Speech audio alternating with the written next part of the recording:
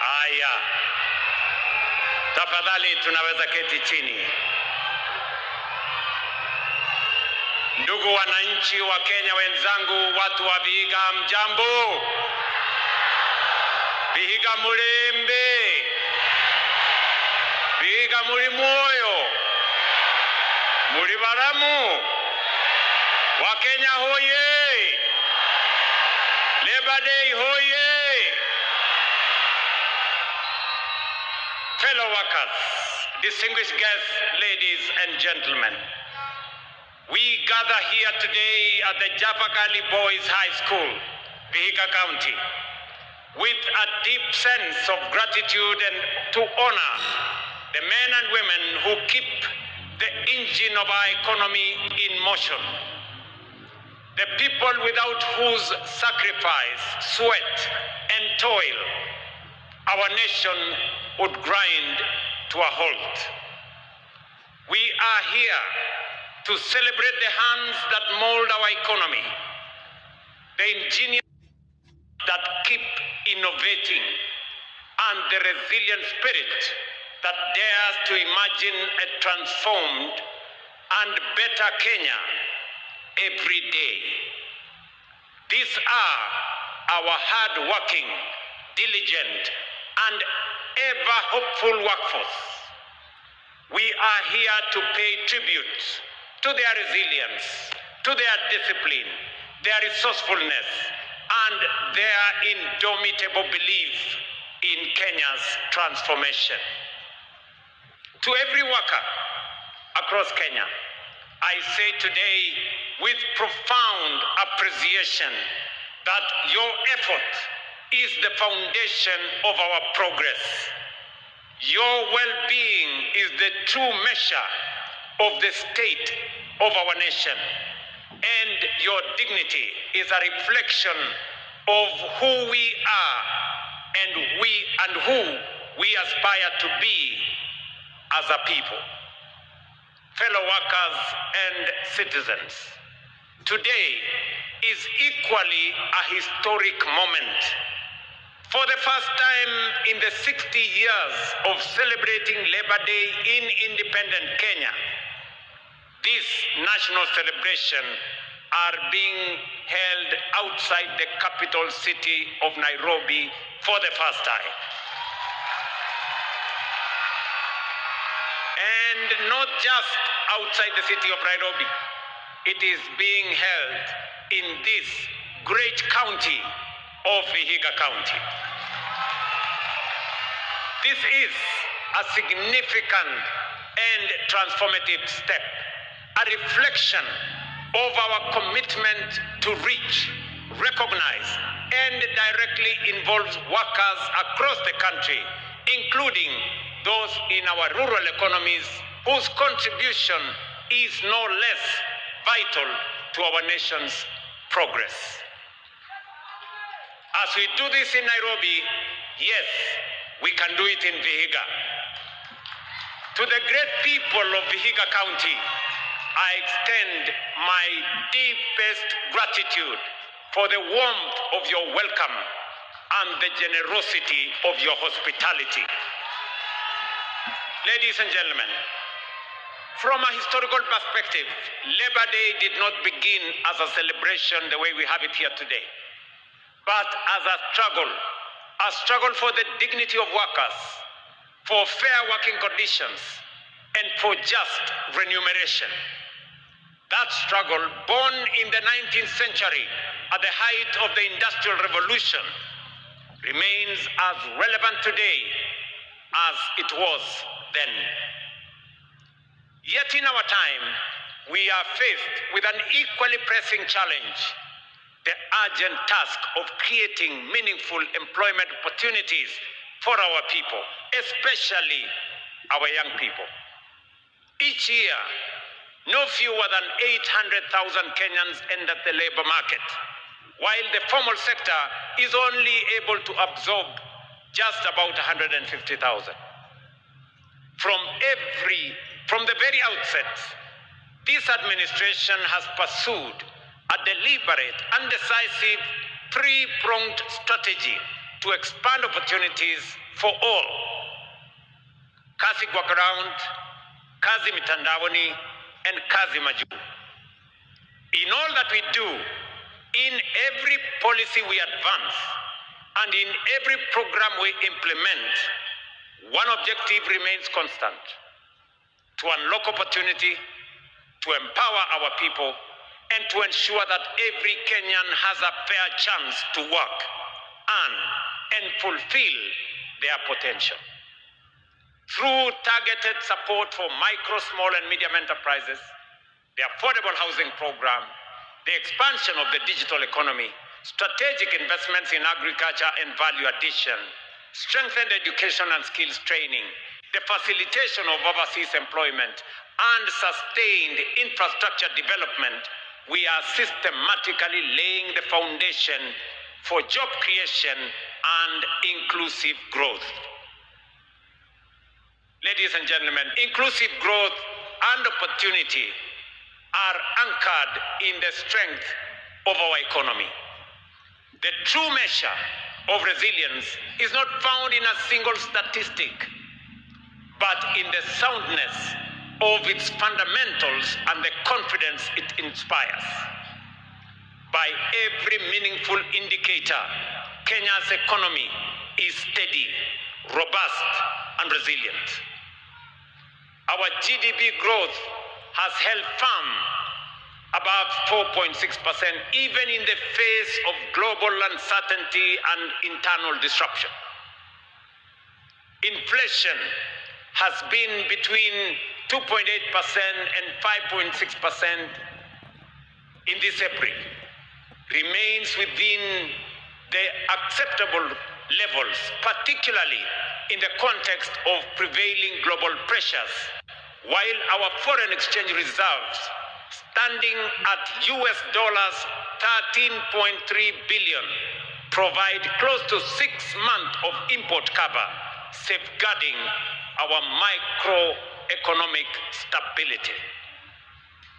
The Kenya shilling has stabilized at Kenya shillings 129 to the dollar for over 2.5 years, reflecting renewed market confidence in our country.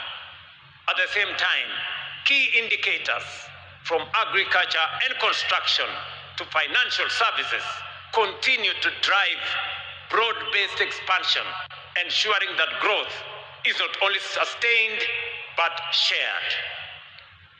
Sustained inflows from diaspora remittances, alongside continued investor confidence, further affirm that Kenya remains a trusted, competitive, and forward-looking destination. But most importantly, this resilience is being felt where it matters most, in the lives of our people. Across the country, jobs are being created in their thousands, a clear testament to the capacity of our economy to absorb labor and expand opportunity. It is for this reason that I commend the Central Organization of Trade Union for the choice of this year's Labor Day theme, and I quote, "We support the Northern Link, accelerating trade through the Rironi-Malaba highway transformation," end of quote. The theme reflects a clear alignment with the government's strategic focus on infrastructure as a key driver of economic transformation, regional integration, and job creation. The Rironi-Mau Summit Road is not merely transforming infrastructure. It is reshaping livelihoods. As a vital corridor, it strengthens regional connectivity, streamlines the movements of goods and people, and unlocks new economic opportunities across our nation. Western Kenya is a major beneficiary of this road expansion. The traffic nightmare that has long confronted those traveling to this region during peak periods will soon be a thing of the past, replaced by smoother, faster, and more reliable connectivity.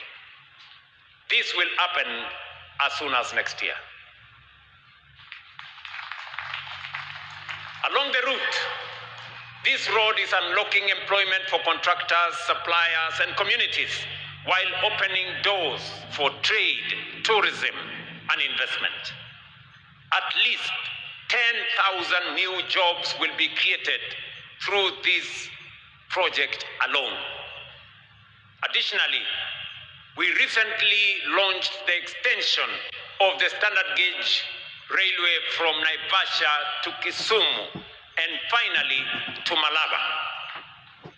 A 262 corridor that will connect the industrial hub of Nairobi to the rich agricultural heartlands of Western Rift Valley region, including Narok, Kericho, Nyamira, Kisumu, Vihiga, and Busia. We have also broken ground, as you all know, on the 107-kilometer Kisumu-Malaba section of the SGR, completing nearly 1,000 kilometers rail corridor from Mombasa to Malaba and establishing a critical link to the Malaba-Kampala line.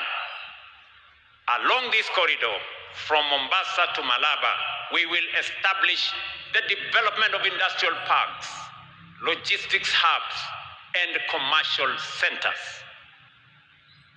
And let me speak while I am here in Vihiga, that your request that we have a modern transport station here in Vihiga, right here in Luanda, is already in the construction stage, and we have the plan for it. We are going to commit 250 million to do a modern railway station in Luanda, and we are going to add a transport logistics hub right there in Luanda. We will do the same in Nyamira, as I announced, because this railway is not just a transport corridor. It is an economic raising hub.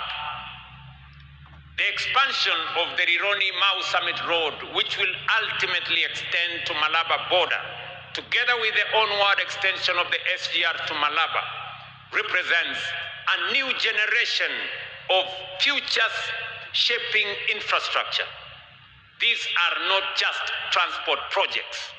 They are strategic national investments designed to unlock the full economic potential of our regions and connect Kenya more deeply to the East African corridor. Awacha niseme, ndugu zangu, watu wa hapa Vihiga na Western Kenya, mradi wa SGR, mradi wa barabara ya kutoka Nairobi mpaka Malaba, umesikia awamu ya kwanza itafika Mau Summit. Nataka niwaeleze ya kwamba kufikia mwisho wa mwaka huu pia tutakuwa tumeanza kandarasi ya kutoa hiyo barabara kutoka Mau Summit, iteremuke ikuje Eldoret, ikuje hapa Kakamega, iteremuke mpaka ifike Malaba. Njia nyingine itapitia Kericho iende Kisumu. Mimi nimesikia viongozi wengine wakisema ya kwamba hizi barabara infrastructure hazina maana. Mimi nashangaa sana. Wale wanatuambia hizi barabara hazina maana ni watu wanaishi na sisi hapa. Wakati barabara na reli zilikuwa zinajengwa siende mahali kwengine, hawakuzungumza. Leo wanatuambia hizi barabara hazina maana, reli hazina maana. Sijui wanataka kitu gani ni ya maana kwao. Ndio mimi nasema kuna watu wako na upungufu ya akili. Let me tell you, good people, this infrastructure we are building, their greatest impact will be felt in the lives of ordinary Kenyans. These projects will generate jobs, stimulate enterprise, and attract investment along the corridor, ranging from logistics and manufacturing to trade and services. They will create new centers of growth, expand incomes, and lay the foundation for shared prosperity. Fellow citizens, another key pillar of our transformation and transformative infrastructure agenda is housing. Through the affordable housing program, we are not simply building homes, we are reshaping the face of urban development across our nation and turning the dream of home ownership into a living reality for thousands of Kenyan workers. Today, more than 273,000 affordable housing units are under construction across the country, and over 9,000 have already been completed, and we are handing over to deserving families. I was right here in Vihiga a month ago to hand over the first 200 units of completed housing units right here in Vihiga. Let me repeat, here in Vihiga County, for example, 6 affordable housing projects are underway, some of them being procured. We are going to deliver 3,720 housing units, an investment of 7.5 billion shillings as phase 1. At the same time, student accommodation projects, both ongoing and in the pipeline, will provide 4,540 bed spaces, backed by a further investment of 1.9 billion shillings right here in Vihiga. Meanwhile, as was said by our good governor, 10 markets are under construction. With another 6 more markets, Governor, we have another 6 more markets that we are procuring so that we will end up with 16 markets right here in Vihiga County. This will deliver 3,470 market stalls currently under construction, an additional 600 in the pipeline, supported by an investment of 1.5 billion for ongoing works and 475 million shillings for planned and procured works. Taken together, the government's cumulative investment in Vihiga in housing and market infrastructure alone now exceeds 15 billion Kenya shillings. This scale of investment and opportunity is unfolding in each of our 47 counties. Never in the history of our nation has every corner of Kenya witnessed such breadth and depth of development.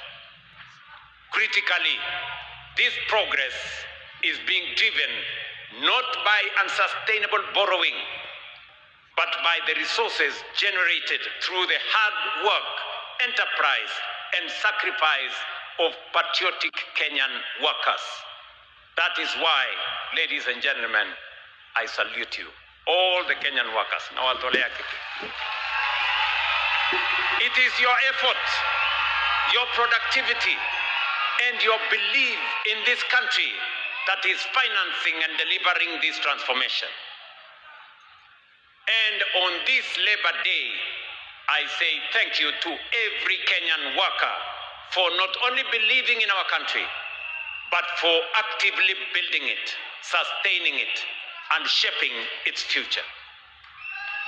But beyond the walls we raise and the roofs we build lies an even greater story, the story of work, the story of dignity, and the story of opportunity. The affordable housing program has already created more than 640,000 jobs, and we are firmly on course to reach our target of 1 million jobs under this transformative national project. Our young people are at the heart of this progress, with nearly half of all the workers on these sites under the age of 35. Women hold up to 30% of these jobs, while persons living with disability account for 5% of the workforce, which is well above industry norms and a clear testament of our commitment to inclusion. Importantly, up to 60% of the workforce on each site comes from the host county, ensuring that opportunity is not imported, but grown locally so that wages circulate within communities, businesses thrive, and development is truly felt at the grassroots by the people. The transformation we are witnessing in the housing sector is not occurring in isolation. It reflects a broader, deliberate shift taking place across every sector of our country. Today, right here in Japakali, I was here a month ago to start the 370 million market in Mbale. I want to announce that next month we will be coming to launch the construction of another 300 million shilling market right here in Japakali. As part of the transformation of our nation. It is the same transformation we see in the education sector, where in just 3 years, we have hired and recruited over 120,000 teachers, and we are delivering 23,000 new classrooms and 1,600 new laboratories are being built, particularly in underserved and rural areas. At the same time, we have introduced a student-centered funding model that places resources where they belong truly, with the learners. I am sure, the Secretary General of KUPPET is right here. I am sure Mr. Oyu from Kenya National Union of Teachers is right here. And they can confirm that the huge shortage of teachers that was there in 2022, we have done something about it. The gap that existed in teacher numbers, we have hired 120,000 teachers, the single largest recruitment of teachers in Kenya in 3 years by any administration. That is a fact. It is the same recalibration that is underway in agriculture, where we have established a verified digital register of our 7.2 million farmers.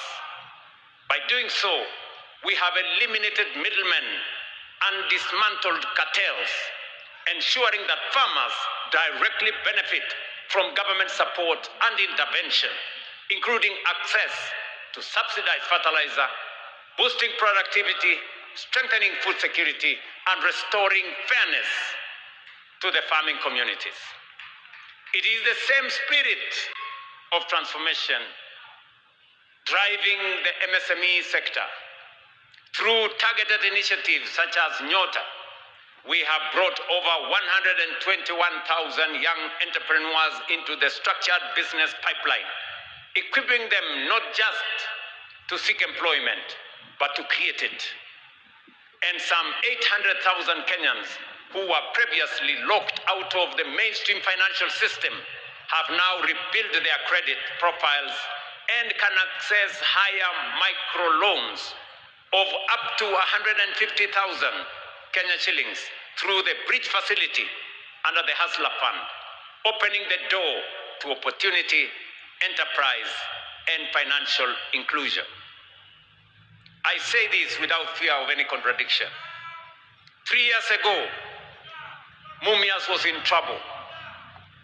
Sony was closed. Chemelil was in financial distress. Mohoroni was closed.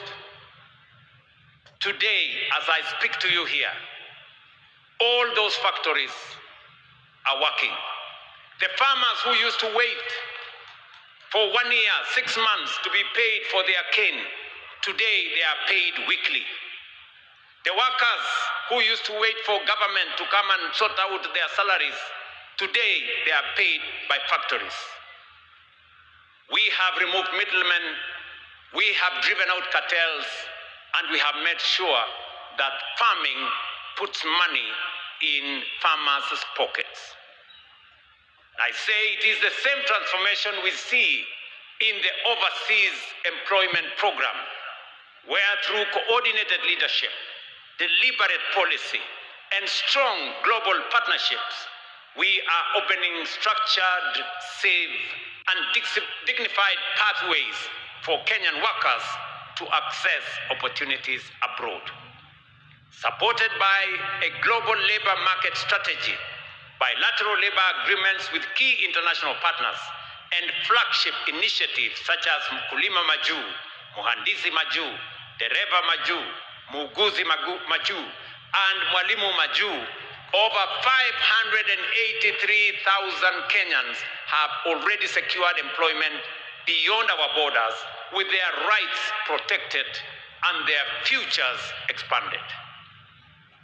It is the same expansion we are witnessing in the health sector, where through bold and decisive action, we have expanded health insurance coverage from as few as 8 million Kenyans just 3 years ago on the NHIF platform to nearly 30.8 million today under the Social Health Authority, bringing close to 65% of our population into the safety of care compared just 16% under the defunct National Hospital Insurance Fund. This is not marginal improvements. It is a fundamental shift, one that is restoring dignity in times of illness, extending protection to millions of families, and accelerating our journey towards truly universal health coverage. That is why I have absolute confidence in the state of our nation and its trajectory. Let me commend the Kenyan National Union of Teachers.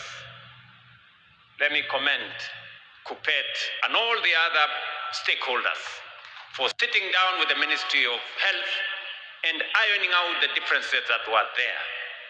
I want to assure you, as I did assure teachers when they came to see me, and I do so with all other public servants, that different from the scheme that you had initially, where teachers were only entitled to 900 hospitals under SHA, we are making teachers to seek, we are giving opportunity for teachers to seek treatment, not in 900 hospitals, but in 9,000 hospitals across Kenya. We are expanding their cover, and we want to make sure that you can have access to level 6 hospitals across Kenya, not just one level 6. Do not be distracted by the noise.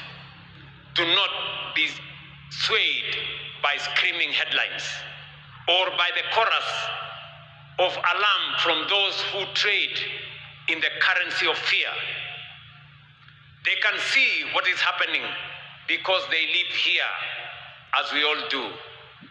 But they cannot bring themselves to acknowledge the change, the progress, and the transformation, because to do so would strip meaning from the only narrative they perpetuate. Kenya is transforming. Kenya is changing right before our eyes. The noise may command attention, but it cannot, and it will never change reality.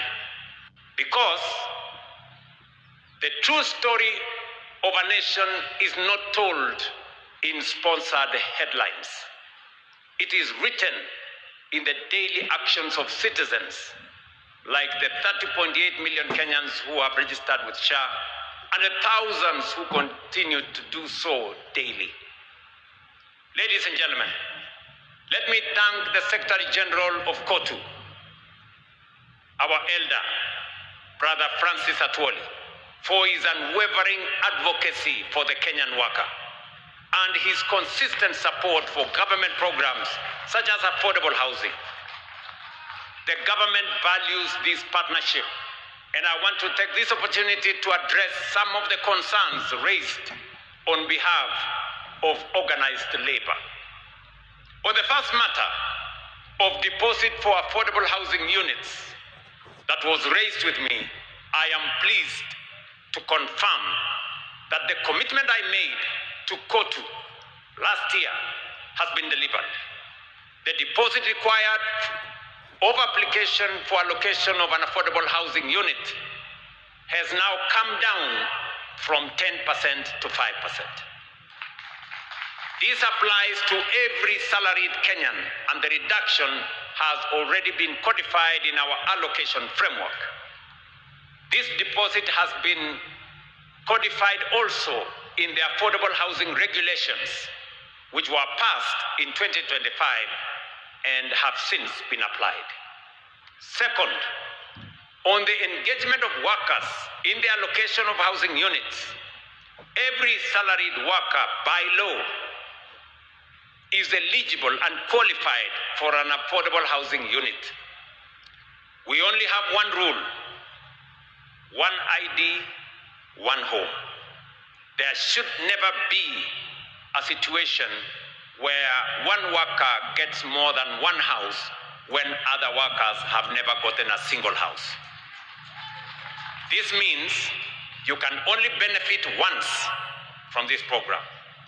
The pathway to ownership is straightforward. Register on Boma Yangu platform, select a preferred unit, complete the application, and you will be considered for allocation. Many of the Kenyans who have been allocated homes are themselves trade union members, civil servants, teachers, nurses, and disciplined officers. The system does not ask whether an applicant carries a union card before allocating a home. It only asks whether you are a Kenyan worker who has stepped forward to claim what is rightfully yours. I therefore invite KOTU and every affiliate union to actively mobilize their members to register on Boma Yangu and apply. The State Department for Housing and Urban Development stands ready to work with KOTU and all the other unions on a structured outreach to campaign and guide every interested worker through the application process. Where there are specific cases of workers who have applied and not been served, please bring them forward and we will resolve them. On the recognition of construction workers as skilled professionals, I agree entirely. And I am pleased to note that the framework the Secretary General has asked for is already in place and is delivering results. The National Industrial Training Authority certifies trade qualifications across the construction sector. The National Construction Authority accredits and registers contractors and skilled workers. And through our recognition of prior learning program, which we are running directly in the affordable housing program, we are formally certifying artisans whose skills were learned on the job. To date, more than 2,000 artisans have been certified through this program, including 180 women. These certifications open the door to formal contracts, higher wages, and the international labor markets the Secretary General has rightfully identified.